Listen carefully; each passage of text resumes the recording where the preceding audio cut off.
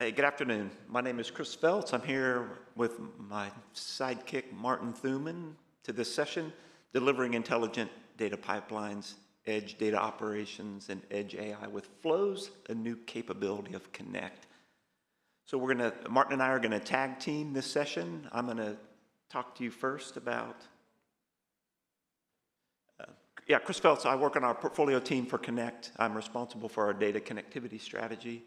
I came from the OSIsoft business where I held a similar role for PySystem and for Connect. And with me is Martin Thunman. He's the former CEO of Crosser. He's also working on our Connect portfolio team. So I'll take these first couple of slides where we'll talk about flows. What is it? What does it mean to AVEVA and Connect?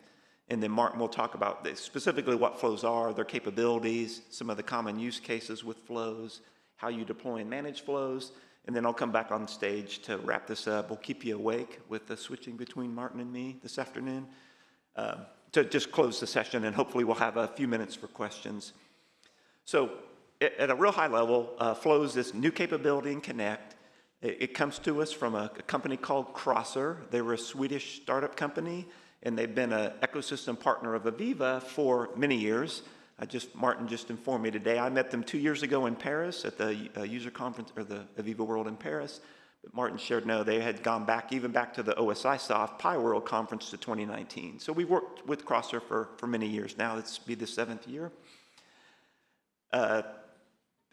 Hybrid solution, you've heard a lot about hybrid from AVEVA the last couple of years, and Martin will really describe what that means, but there's a cloud component and an on-prem component making this a hybrid solution for us. You know, we look at Crosser as, like AVEVA, experts in IT and OT data, as well as data integrations and intelligent data pipelines, which you'll hear us say many times this year, or this session. So from a branding standpoint, this capability comes to us from Crosser. As we've integrated this into Connect, we're now calling this capability flows. So what are flows? This is the third kind of formal session we've had around flows, so hopefully you've heard a little bit about flows. You would have heard it. Kim spoke about it this morning. Greg LeBlanc spoke about it in the Connect. But this is really the formal introduction of flows, our market launch of flows.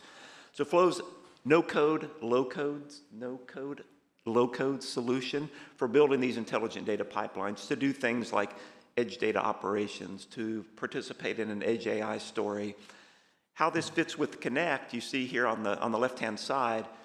If you were in Greg LeBlanc's session, you heard him talk about these kind of 5 major capabilities of the Connect platform itself. You know, when I feel personally, and being in this space, I'm very biased, but data really is the foundation of everything we do. This is, you know, the foundation of everything we do at AVEVA. So Crosser and their capabilities with now what we call flows really helps provide that foundation. So we would say the Crosser capability supports everything we do in Connect, because it's all about getting data to serve everything in Connect. But really specifically, we tie the flow capability to 2 of these 5 big parts of the Connect capability. So connectivity, obviously, getting data into Connect, and then participating in our analytics and AI story. And Martin will share one of the use cases where you'll see that come to life. So with that, I will hand it over to Martin. He will go over this next bit, and then I'll come back and close. I have to lower this. I'm not fortunate enough to be as tall and elegant as you. All right, yes. Hi, everyone. Thanks for the intro. First, we're super excited to be part of AVEVA and now launching flows on Connect. So let me spend a couple of minutes explaining what it is and the use cases around this. But on a very high level, you can think about flows as a way to break down all silos of data across any layer in the stack, from remote edge locations to production floor, shop floor areas, enterprise layer, cloud, and SaaS application. Previously, solutions have been either OT or IT, and flows is a combination of both. Basically brings this all together. Flows is a real-time product, so it doesn't store or process any data with any historic data tracking. with some exceptions I'll come back to soon. But basically, we break down silos in a easy and smooth way. That's kind of the high level part of this. Explaining what we do is a little bit more difficult because especially we have spoken to analysts over the years, so they want to put you in a bucket because it becomes easier. What we do is actually we exist in 3 areas that are somewhat converging.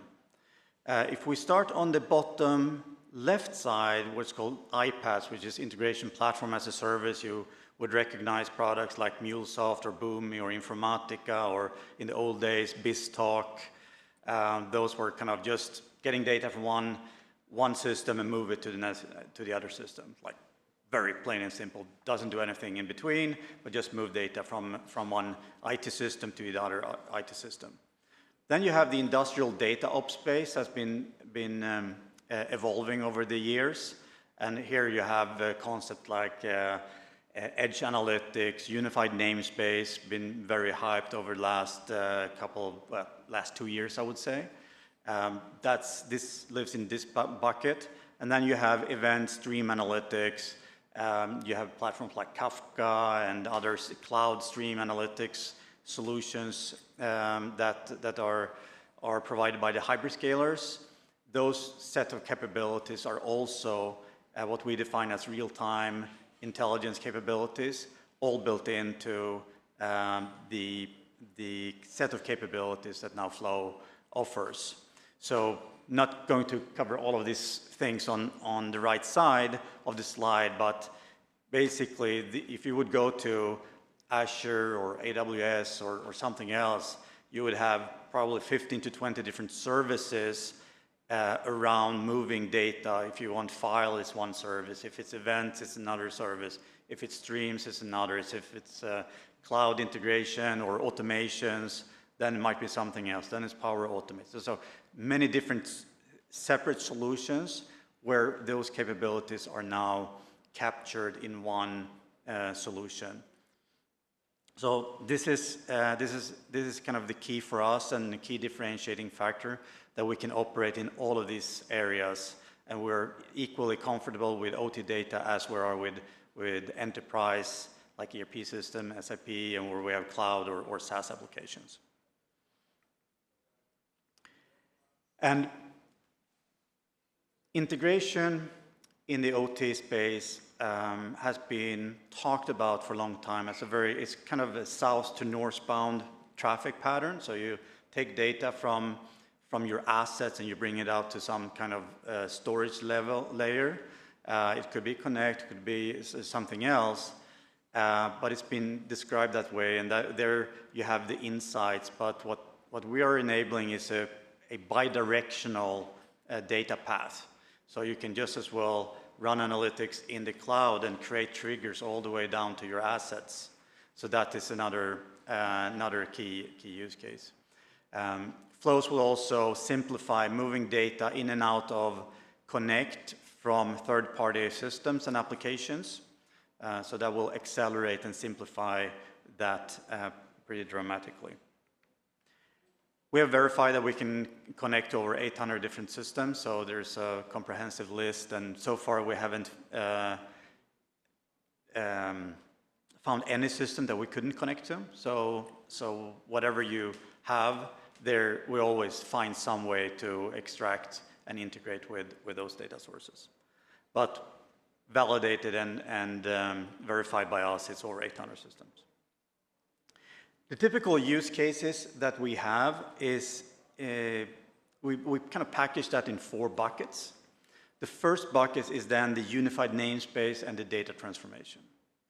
And this is kind of the starting point for a lot of the other type of use cases that comes after it, because until you have the data in the right order, the data foundation with the right context and the right data quality, all of the other things coming after will suffer.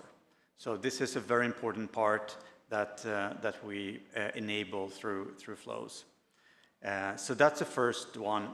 The second one is horizontal shop floor or factory floor integration. Not only we talked about the both bidirectional up and down through the stack, but what we're finding is there's a lot of silos also on the shop floor. There could be databases, Excel, or file servers. There are MES, ERP systems, there are the OT systems, there are historians, there are all of those systems. There are a lot of opportunities to gain efficiency and increase automation by connecting these different platforms. So there are a lot of silos there that customers are leveraging Crosshair for, or sorry, no, I say Crosshair. I'm going to do that mistake many times. I should have one of those counters that do that, flows, to enable that horizontal integration on the shop floor itself. One of the most trending use case is Edge AI. And that is something that our customers are experienced is once you have a trained model and you can run that more easily on the shop floor and you can control it centrally and manage the life cycle of those use cases easier, then that kind of feeds an acceleration of adoption. And it's being basically used for anomaly detection, quality control, safety, worker safety, a lot of vision cameras, and being leveraged for detecting quality, where customers are using vision for packaging station to make sure that the packaging is accurate. So it's 301 item, 501 item, and their cameras and models are just detecting if there's the wrong number of items being packed and flagging that. You know, those are things that, you know, are creating a lot of business value. It's a very easy way to do it. So running these Edge AI models distributed is a very, very fast trending use case. And the last one is the top floor integration. So connecting the OT layer with the IT and enterprise layer, but also connecting the IT layers with other IT systems and cloud platforms. And being able to do that from the same platform is accelerating because, you know, users of these platforms, you always have a learning curve. And if you have to learn 3, 4, 5 different systems to have innovation around the different layers in the stack, your pace of innovation will suffer. So this is something that accelerates the integration and automation use cases across the stack. So couple of things on how it works and the two components, the two main components here that Chris quickly touched upon. So there are two things. One is a control plane that is now integrated into Connect that we call the Flow Manager. And then there is a compute plane that we call the Flow Runtime. And that runtime is self-hosted, and you install that as a Docker container or a Windows service anywhere in your network. So very, very lightweight runtime and super flexible. So those are the two main components. The third one is what was touched upon, the low-code component of accelerating. And we'll look closer on these different parts. The first one, the Flow Manager. This is the central management and orchestration layer hosted in Connect. So this is where the users log in and manage every deployment across any site.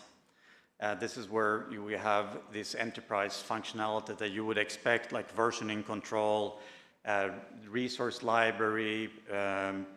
You have all the monitoring of any data or flows that you deploy in any location. So this is kind of the heart of where users kind of spend their time, but no data flows through the Flow Manager. It's a pure management and orchestration layer. All the data is then following the path of the flows that you decide to deploy. And you can deploy one flow that's then replicated in multiple locations. So with a one-click operation, you can deploy or update and change a running flow in multiple locations. If it's 1, 10, or 10,000, it's a one-click update, and you will have everything updated, and you don't have to touch each individual runtime. So a lot of these lifecycle management capabilities are built into the flow manager, including then the monitoring as well. But one of the things that our users love is the Flow Studio, and that is the drag and drop editor where we leverage a library of pre-built components that we call modules. So every step in a flow is a module. And there's a library of modules for a number of different types of operation that I'll come to on the next slide. But this is how customers then leveraging these pre-built components, drag them out in a flow, and then design the use cases in the order that they want them. So this goes super fast, very easy, and it's also very easy to collaborate. Because some of these use cases on the left side, so the flows goes left to right, and the left side is often very OT-centric, so you can have your OT engineers working on that. The right side are often more IT or ET-centric. So those could be IT that are setting up the credential and all the integration to your enterprise systems. So they can collaborate visually in this. And in the middle, sometimes it's a subject matter expert, could be a data scientist or some other subject matter expert that apply advanced logic in these flows. So it makes it very, very easy also among users to collaborate, not only between different functions, but also across different sites. We also have a capability of using templates. So there's a flow template section, so where you can reuse flows and then build upon them to even more accelerate the innovation. We tend to say there are 5 main steps in flows. Doesn't have to be, but they're often the case. So on the one side, you have data sources, and that could be any data source. It could be file, IT data, OT data, databases, and so on. Then you have the next step, which is some type of data transformation or format transformation. There are enrichment and contextualization. You can add rules to do this on the fly. We do it for batch data, we do it for streaming data, we do it for any type of data. We can both pull data and we can receive data in streams, doesn't really matter. The third step is apply logic to the flow. So this is where the stream analytics comes in, event processing, custom code, and machine learning and AI. So we can host and run machine learning models into the flow and basically reference any Python framework. A full Python environment comes packaged with this. So any type of Python logic that you want to apply, either just custom code, or if it's machine learning models, can be adopted here. So the intelligent logic is the third step. The fourth step is the actions. So what do you want to do? If you find an anomaly, you run condition monitoring, or you do any anomaly detection, and you find an anomaly, then what should happen? This is where you decide what to do. Maybe I want to create an automatic work order in my SAP system or ERP system or something else. Maybe I want to send a notification to a Teams channel to some engineering team. Whatever you want to do, this is where you decide kind of the action part of the flow. And the last step is then the integration into the data destination, whether or not that is an IT source, a cloud, or a closed loop back to a PLC. So you can even have complete closed loop automations built with flows. The last slide in the kind of the overview of the capabilities is what we call, basically is what is the difference between low code and no code? And it's that there's no limitation. If we would do it completely no code, everything you want to do is limited by our ability to provide that functionality. But with low code and these capabilities that we just described about having Python or C# or even JavaScript code as a combination with the module that we provide for different steps in the flows gives you full freedom to innovate. And we also have an open SDK, so you can even build your own modules that will pop up in the graphical interface, and the users can then reuse them for any use case. They will be only in your tenant, so will never be shared by any other customer. So that is the key message here. Our objective is to build out the library with everything that we believe is valuable for more customers. So that is evolving continuously, and it goes really fast to build modules. So it's something we almost on a weekly basis we expand this library. With that, I'll leave over back to Chris to kind of round this off. All right, thank you, Martin. Okay, to wrap up here, and hopefully we will have a few minutes for questions. Oops, you advance for me. Okay, so Martin gave you a bit of an overview, but we've talked a bit about flows already this week, and one of the kind of common questions I've received is how does this fit in our data integration strategy that we've had at AVEVA for, if you go back with the former OSI Soft and former Wonderware business, the last 40 years, we've been doing data integration with our AVEVA systems. But to me, this slide really points to the value that flows brings to our portfolio of data connectivity, and it's the any to any.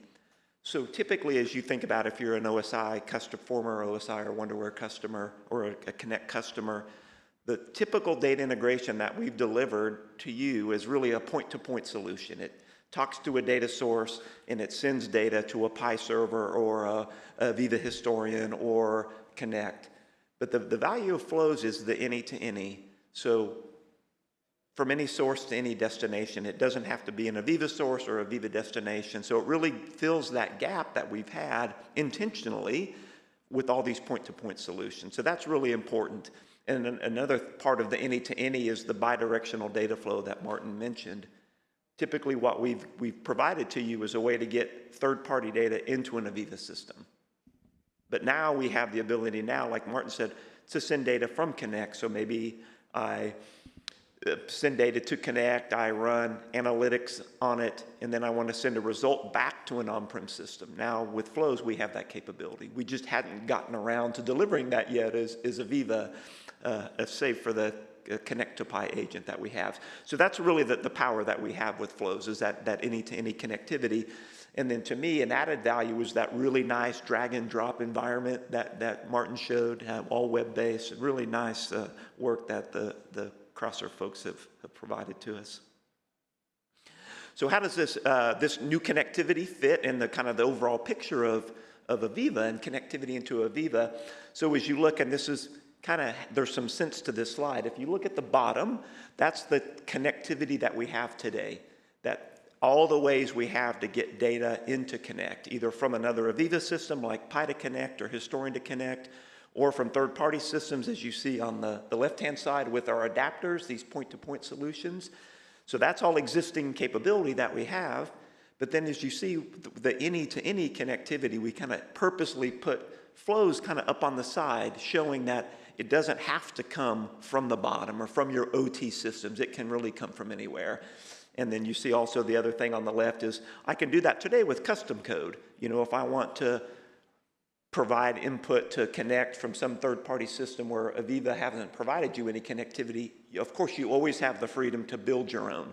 But now with Crosser, we have that with the low-code capability, the way to get this data in to connect very easily and with a very nice user interface. Okay, so last slide to wrap it up. Intelligent data integration, you know, you've heard us, Martin and I both say many times, in these intelligent data pipelines. That's kind of a new phrase in the industry, but that's really what provides us. I used to say when we were building our AVEVA adapters, they need to be dumb. They need to just, you tell them what to do and they do it. But with, so it's kind of funny now that we now have an intelligent way to get data. Like you want to do something with the data. You want it to run an Edge AI model or an ML model. So yeah, a really smart way to get data into and out of Connect. So really fits the nice story. And I never used to say those things are dumb, but now in comparison, they really are kind of dumb. Okay.